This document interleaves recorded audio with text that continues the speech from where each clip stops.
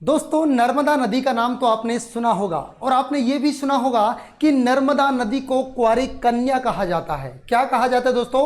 कुंवारी कन्या कहा जाता है। लेकिन क्या आपने कभी दिमाग पर जोर डालकर यह सोचने का प्रयास किया कि इसको कुंवारी कन्या क्यों कहा जाता है? नर्मदा नदी को कुंवारी कन्या या रेवा के नाम से जाना जाता है। आइए चलिए इसके पीछे की आज मैं आपको कहानी बताता हूं कि इसको कुंवारी कन्या क्यों कहा जाता है।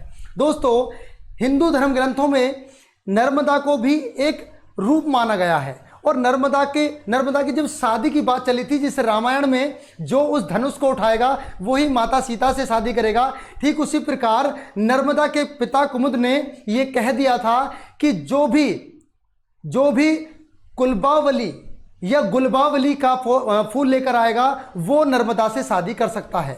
तो सोनभद्र नाम का एक व्यक्ति, सोनभद्र नाम का एक राजा उस गुलबावली के फूल को लेकर आ जाता है और रिश्ता तय हो जाता है किसका? नर्मदा और सोनभद्र का।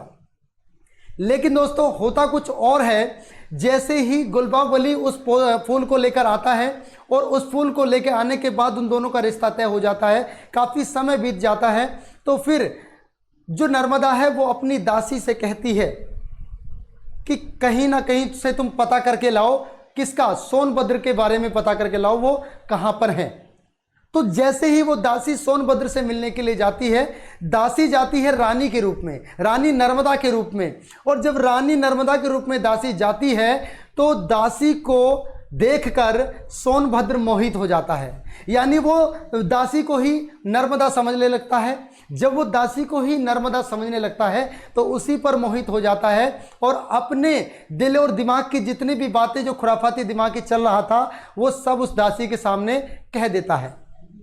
राजा की मजबूत बाजुओं को देख, राजा के चेहरे पर तेज को देख और सोनभद्र राजा के पावर और ताकत को देख वह भी पिघल जाती है और वहीं राजा की होकर रह जाती है। काफी समय बीत जाता है और नर्मदा इंतजार कर रही होती है कि दासी आखिरकार क्यों नहीं आई, दासी आखिरकार क्यों नहीं आई। लेकिन जब वो खुद उसका पता करने के लिए जाती है तो सोनभद्र और दासी, जो उसकी सखी भी मानी जाती है इसमें, वो दोनों एक साथ सो रहे होते हैं और दोनों को एक साथ देखकर वो बड़ी विचलित हो जाती है, बड़ी परेशान हो जाती है कि वह व्यक्ति जो मेरे लिए इतना बड़ा काम करके आया, मतलब इस फूल को ढूंढ कर लाया, जो ढूंढना बड़ी ही मुश्किल का काम है, उस फूल को लाने वाला व्यक्ति आज हमारी दासी यानी हमारी सखी जैसी दासी के साथ रात बिता रहा है। इस बात से नाराज होकर नर्मदा वापस आ जाती है और उम्र भर यह डिसीजन लेती है कि मैं जिंदगी भर शादी नहीं करूंगी। और जिंदगी भर ना शादी करने का यह उनका दृढ़ निश्चय उन बरकरार रहता है और उसने पूरी उम्र शादी नहीं की।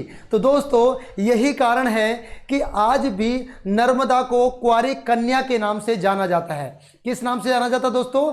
नर्मदा को कुंवारी कन्या के नाम से जाना जाता है। चलिए दोस्तों, ऐसे ही फैक्ट और ऐसे ही कुछ रहस्यमय और सीक्रेट बातें आपको मैं बताता रहूँगा। दोस्तों, अगर आपको लगता है कि ये जानकारी आप लोगों को बढ़िया लगती है तो एक बार चैनल को सब्सक्राइब कर लीजिएगा और वीडियो को शेयर भी करिएगा। मिलते हैं अगली वीडियो के साथ, तब तक के लिए दोस्तों जय हिंद, जय भारत, खुदा हाफिज।